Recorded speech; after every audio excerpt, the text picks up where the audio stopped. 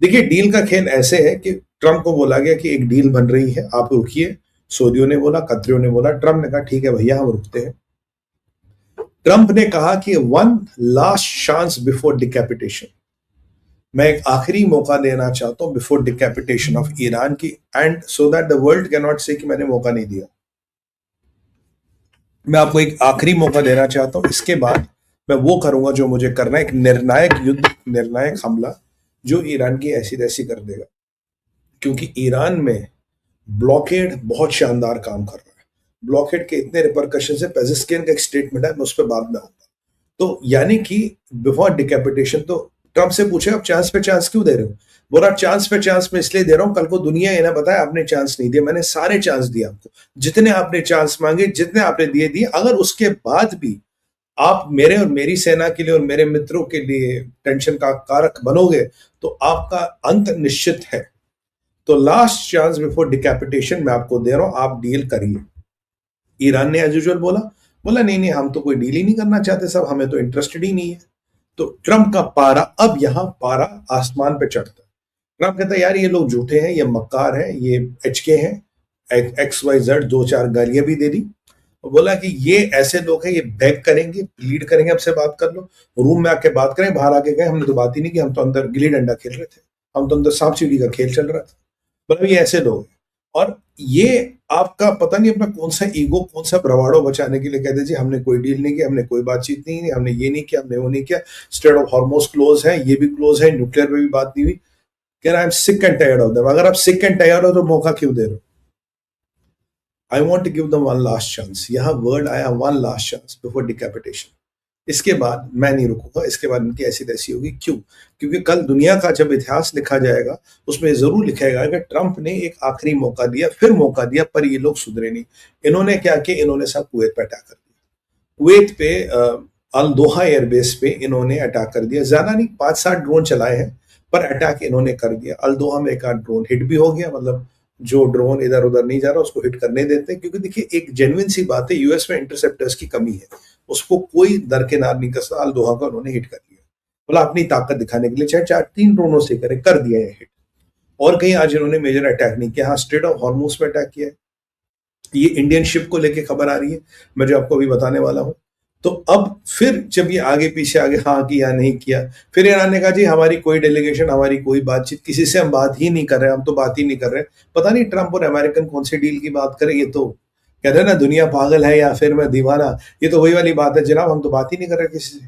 तो यहां ट्रंप का पारा और उछल गया, ब्लड प्रेशर सीधा शूट अप। तो ट्रंप ने कहा देखो भैया ऐसा है, कल सुबह स्ट्रेट ऑफ हॉर्मोज खुलेगी, डील और नो डील। डील हुई तो तुम खोलोगे, नहीं हुई तो हम खुलवा देंगे। फिर तुम्हारी ऐसी तैसी करके खुलवाएंगे। अगर तुम्हारी फिर तुम्हारी फौज की ऐसी तैसी होती, तुम्हारे लोग निकल जाते हैं, तो वो हमारी गलती नहीं होगी। हम स्ट्रेट ऑफ हॉर्मोज कल सुबह खोल रहे हैं, मैंने डिक्लेयर कर दिया, या तो तुम खोल लो या हम खोलें। यहां युद्ध में एक नया टर्न आ गया, क्योंकि ट्रंप ने डेडलाइन सेट कर दी। Trump they were all locked and loaded. Israel आप जानते हैं ट्रंप से वैसे नाराज है, कह रहा सर आप तो हमें बार बार जहाजों को ऊपर भेज देते हो, हमारे फिर कहते नहीं नहीं यार अभी डील हो रही है, वापस आओ वापस आओ। Sir it is not good for us, it is not good for our morale, so what we want is go or no. यहाँ पूरा अरब वर्ल्ड डिवाइडेड है। आपका यूई कह रहा साहब जाके ठोक दो, काम खत्म कर दो, जो भी होगा देखा जाएगा। मोहम्मद बिन सलमान के टांगे कांप रही, कतर खेल खेल रहा है। और यहाँ आपके इजराइल के सेक्शन में भी 3 खिलाड़ी और भी हैं, उन पर भी बात करने वाली है। और यहाँ ट्रंप के साथ मुझे लगता है आपका यूएई, जॉर्डन, कुवैत और बहरीन है, और इजराइल, ये खड़े हैं ट्रंप के साथ। बाकी सब अपना अपना खेल खेल रहे हैं, अपनी अपनी खिचड़ी पका रहे हैं, और इस पूरे प्रोसेस को कहीं ना कहीं स्कटल करने की कोशिश करें, इंक्लूडिंग आपका टट्टू पाकिस्तान। तो अभी तो ये अब ट्रंप का सीधा अगर सुबह तक फॉर्मोस खोली तो होगा। फिर डेवलपमेंट आती है कि भाई ईरान की बात तो ओमान से चल रही है। मैंने कहा यार ओमान कहां से बीच में आ गया? और ओमानी कह रहे जी हमारी बात चल रही। मैंने कहा अमेरिका के एक और अमेरिका के अलाई ने उसको धक्का दे दिया। क्योंकि ट्रंप की प्रॉब्लम ये है, he is not on allies, he is on sand dunes. जैसे हवा आती है अपना आकार और वकार बदल देते, हवा इस तरफ गई तो यहां गए, इस तरफ गए तो वहां गए। अब ये जो ओमान के साथ बातचीत हो रही है, अभी मैंने इसको डिकोड किया शो से पहले, ये किस्सा क्या है साहब? किस्सा ये है कि ईरान ने बोला है कि साहब हम आपके साथ डील करेंगे, स्ट्रेट ऑफ हॉर्मोज खोल देंगे, हमारी तो बाट लग जाएगी, हमें तो लोग जूते निकाल के मारेंगे। अब जानते हैं कि ईरान में एक रेवोल्यूशन जैसी परिस्थिति बन रही है, केवल अस्त्रों शस्त्रों की कमी, अगर वो अस्त्र शस्त्र भी आ गए तो परिस्थितियां कंट्रोल से बाहर जाएंगी। बट यहां अब ओमान को सामने रख के डील कर रहा है अमेरिका। अभी मार्को रूबियो का स्टेटमेंट आया कि ओमान हमारे बिहाफ पे डील कर, यानी कि जो स्ट्रेट ऑफ हॉर्मोज है उसमें जो एंट्री है ये ओमान डिसाइड करेगा एंट्री, और एग्जिट ईरान के साथ कोऑर्डिनेट करेगा। यानी कि जो एंटर करेगा वो निकलेगा, कोई जजिया कोई टैक्स कोई कुछ नहीं। और ये आपको याद दिला दे, हूथियों का भी मन था कि भाई रेड सी पे हम जजिया लगाए, थोड़ा कम पैसे कमाए, क्योंकि ये जजिया का खेल क्या, अब आप इंटरेस्टेड होंगे सुमित भाई ये बार बार जजिया क्यों आ रहा है। देखिए वॉल स्ट्रीट जर्नल पे एक आर्टिकल आया था जो पोटेंशियल जजिया का है साल का $40 बिलियन, 36 से 50, 40 का एवरेज पकड़ लो, और $40 बिलियन ही रिजीम की 2 नंबर की इनकम है तेल बेच के। तो अगर मैं दोनों को देखूं तो मेरी 2 नंबर की इनकम डबल हो जाती है भाई। 40 बिलियन तो करीब करीब मैं तेल बेच के, 2 नंबर में तेल बेच के कमा लेता हूँ क्रूड। और अगर 40 बिलियन मेरा स्ट्रेट ऑफ हॉर्मोज से रेवेन्यू आ गया, imagine situation, my income doubles. 2000 crore की दिन की इनकम, अभी 1000 करोड़ करीब, ये 2000 करोड़ की इनकम हो जाती, I am the king of the world, why the hell I should not go for it. तो that is where the problem is. तो इसीलिए ये पागलपन जो आप देख रहे हो ना हार्मोस को लेके, इस पागलपन में लॉजिक है, इसमें मिलिट्री लॉजिक है। Where they getting their man killed, ये अपने लोग क्यों मरवा रहे हैं, अपनी ऐसी तैसी क्यों करवा रहे हैं? बिकॉज भाई मेरे $40 बिलियन टेबल पे। तो आप अमेरिका ने जो कि कतार, सॉरी ओमान से आएंगे, आपसे जाएंगे, आपका कोई मतलब नहीं हो, ये नहीं ये आएगा वो आएगा, कोई जजिया इत्यादि नहीं जिया जाएगा। अगर बात नहीं बनती सुबह तक तो हम युद्ध करेंगे। मार्को रूबियो कहते हैं लाइकली डील माइट हैपन। आपका स्कॉट बेसेंट कहता है संभवतः डील होगी। जेडी वंस पिक्चर से गायब है। और आज ट्रंप ने पीट हेगसेथ की तारीफ की, इज अ ब्रिलियंट मैन, क्योंकि वो बॉम्बों वाला बंदी, is a man with the bombs, कह रहे उसकी तारीफ की है। और एक व्हाइट हाउस में कुछ सम कमिटी एनोलॉजिस्ट बैठ, जो उसकी पीट हेगसेथ की वाइफ हेड कर रही है। तो पीट हेगसेथ की वाइफ का पॉलिटिक्स में छोटी सी एंट्री ट्रंप ने करा दी है। That means he is very happy with the man and he is doing a fantastic job Hegseth. तो ये सारी एक व्यवस्था है, ये तैयारी है। कतरियों का ऑप्टिमिज्म है कि डील का मसौदा तैयार किया जा रहा। और मजे की बात है, पाकिस्तान पूरा गायब है। पाकिस्तान ऐसा गायब है जैसे शमशान में कोयल, शमशान में कोयलें नहीं बैठती, तो पूरा गायब है। तो यहां पे पाकिस्तान का रोल कुछ नहीं है, पाकिस्तान को कोई पूछ नहीं रहा। पाकिस्तान बिल्कुल गली का स्वान, सब स्वान समझते ना, गली का स्वान बन के घूम रहा है। तो इसीलिए ये पाकिस्तान की डेवलपमेंट है, अमेरिका की डेवलपमेंट। क्या सुमित भाई सुबह तक डील होगी? 99.99% नहीं होगी मेरा असेसमेंट। क्या सुबह बॉम्बिंग? देखिए बॉम्बिंग के लिए भाई मेरे हिंदी पिक्चर नहीं कि सुबह का मतलब सुबह, कल भी हो सकती, 3 घंटे बाद भी हो सकती, परसों भी होगी। बॉम्बिंग के अलावा कोई विकल्प है नहीं। ये आपके साथ फिर खेल खेल रहे। ये आज का ओमान के साथ डील कर भी ली तो कल कोई ओमान की घंटा सुनेंगे? ये ओमान भी जाके अटैक कर देंगे एक दिन। ये किसी की नहीं सुनते ये अटैक।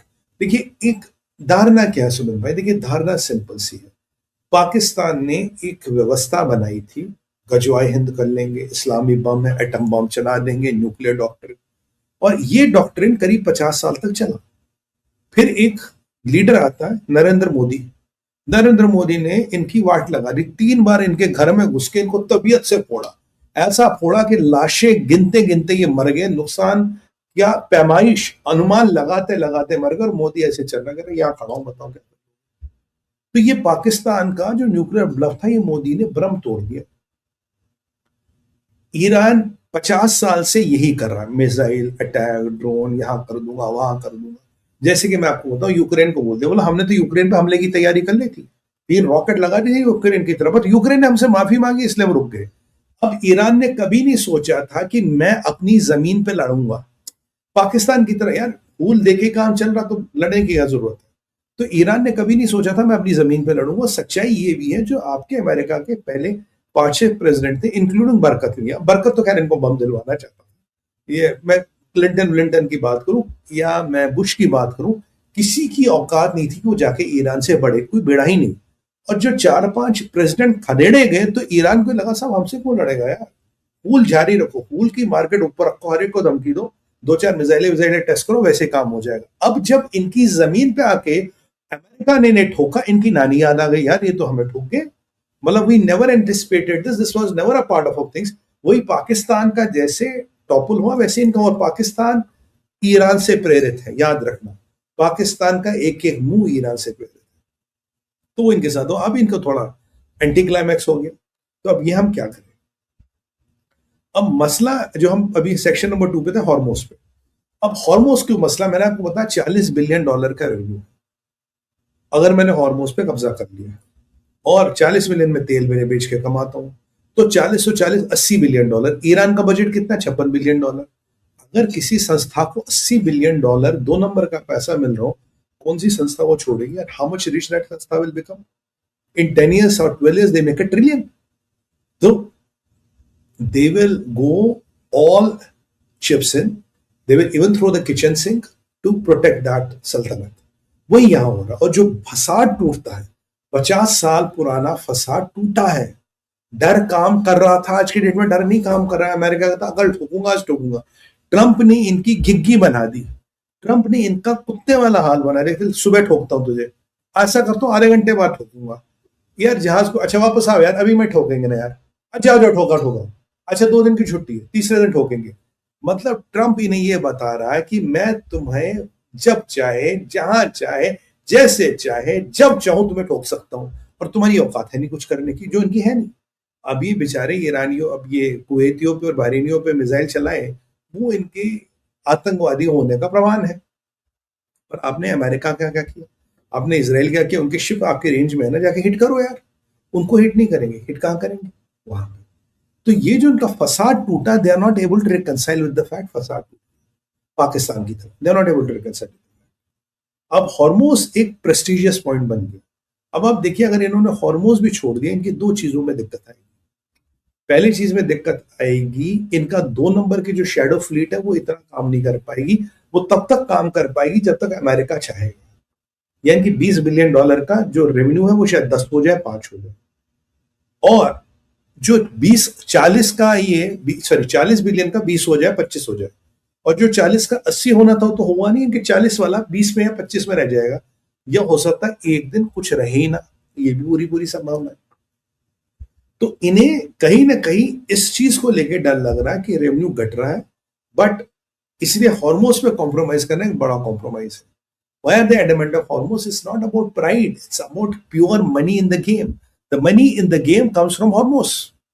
अब ये इन्होंने कर दिया। और जब आज अमेरिका ने बोले कि आज भाई हम आपका हॉर्मोस कल सुबह खोल रहे हैं, डील होगी या नहीं होगी, हॉर्मोस विल बी ओपन और हम तैयार है। तो इनके यहाँ वो जो बुड्ढे बुड्ढे थे वो आ गए, जिनका मुंह टेढ़ा है, पता नहीं बुजुर्गवार सारे रखे हैं। 70-70 साल के कमांडर यार, पता नहीं कहाँ होते। ये 70 साल, 75-85 साल वाले कमांडर लग गए, जिनकी गर्दनें झुक गई है, कमर झुक गए हैं। अब कहीं मिसाइल डूबता, मुझे लगता तो डर के मारे निपट जाते होंगे, मिसाइल का इंपैक्ट होना आवाज से जाते होंगे। अब बुजुर्गवार एक कमांडर आ गया, कहता है कि नहीं नहीं, अगर अमेरिका ने हमें अटैक किया और अमेरिका के जहाज हॉर्मोस में आ गए तो हम अमेरिका की एयरक्राफ्ट कैरियर्स को टारगेट करेंगे। मैंने कहा यार तुम आदमियों के अमेरिका के एयरक्राफ्ट टारगेट कैरियर को टारगेट करने का मतलब है वॉशिंगटन डीसी को टारगेट करना। 5 से 7 हजार लोग एयरक्राफ्ट कैरियर पे हैं। It's a $multi-billion asset. और ये सीबीजी है, अकेला नहीं चलता, वो अलग बात है। और उसके बाद तुम्हारा क्या हो तो खैर खुदा ही जाने, बट आर यू मैड? तुमने एयरक्राफ्ट कैरियर को टारगेट किया और डुबा दिया तो वो तुम्हारा क्या हाल कर देंगे? कराची हम अमेरिकन के एयरक्राफ्ट कैरियर को डुबा देंगे, हम छोड़ेंगे नहीं। मैंने कहा भाई मौलाना साहब, अभी तक जो एयरक्राफ्ट कैरियर वहां खड़ा मुझे गूगल अर्थ पे दिख रहा है, तो जाके भी अटैक कर लो क्या? मतलब उसके के हार्मोस में आने का वेट कर रहे हो? और हॉर्मोस इतना गहरा नहीं है कि वहां एयरक्राफ्ट कैरियर आए। इट्स नॉट वेरी सेफ, गहराई कम है उसकी। तो हॉर्मोस में तो एयरक्राफ्ट कैरियर आना नहीं। हाँ, कुछ एम्फीबियस शिप्स आ सकते हैं। एम्फीबियस शिप में भी 5-6 हजार लोग होते हैं। अगर आप उसको टारगेट करोगे, आपने ट्रम्प के हाथ में आप पे एन ऑप्शन इस्तेमाल करने का विकल्प खोल दिया। वो आपके लिए सबसे बड़ा मशरूम के आकार वाला ऑप्शन खोल देगा, क्योंकि उसको दुनिया की कोई ताकत नहीं रोक सकती। रूमैन को आज तक कोई नहीं रोक पाया। और मुझे इनकी प्रवृत्ति वैसी ही लग रही है, ये उसकी मदद कर रहे हैं वो ऑप्शन खोलने में। तो बस हम इसका डुबा देंगे। वैसे इन्होंने एक बार अमेरिका के एयरक्राफ्ट कैरियर पर अटैक किया था। 108 मिसाइलें चलाई थी, 111 मिसाइलें चलाई थी, एक भी हिट नहीं हुई। 108 या 111 मिसाइलें चलाई, एक भी हिट नहीं, अमेरिकन ने डिफ्लेक्ट कर दी सारी। बट ये हकीकत है कि अमेरिकन के स्टॉक पॉइल्स कम है। और जो लॉन्ग रेंज मिसाइल्स है एटकैम्स, उनका भी स्टॉक पॉइल ऑल टाइम लो है। पर इसका मतलब नहीं अमेरिका के पास ऑल्टरनेट ऑप्शन नहीं। देखिए, युद्ध कभी भी एक तरह के शस्त्र से नहीं किया जाता। एक बार महाभारत में भी श्री कृष्ण को गुस्सा आ गया था भीष्म पे, उन्होंने अर्जुन को कहा तू भीष्म में वार कर, अर्जुन रिलक्टेंट थे, नहीं किया। फिर कहा, श्री कृष्ण ने अपना सुदर्शन चक्र निकाल लिया, कह रहा तू नहीं करेगा तो मैं कर दूंगा। भीष्म ऐसे खड़े हो गए। तो ठीक उसी तरह से सुदर्शन चक्र का विकल्प हमेशा ऑन है। जब सुदर्शन चक्र निकलेगा तो आपको फिर किसी मिसाइल या एटकैम की जरूरत ही नहीं पड़ेगी, वो तो अल्टीमेट वेपन है। तो यहां सुदर्शन चक्र मशरूम के आकार वाला वो है। तो इसीलिए वो विकल्प कभी भी ऑप्शन, इनको क्या करना चाहिए, इनको अपनी परिस्थितियों को समझ के अपनी व्यवस्थाएं बनानी चाहिए। पर मैं आपको 99% श्योर कह रहा हूं ये व्यवस्थाएं नहीं बनाई। तो अब ये यूएस कैरियर को अटैक करेंगे, यूएस ने उसका जवाब दिया। यूएस का carrier I think it is within the range of their सबसे कम मार करने वाले मिसाइल की रेंज में यूएस का कैरियर खड़ा है।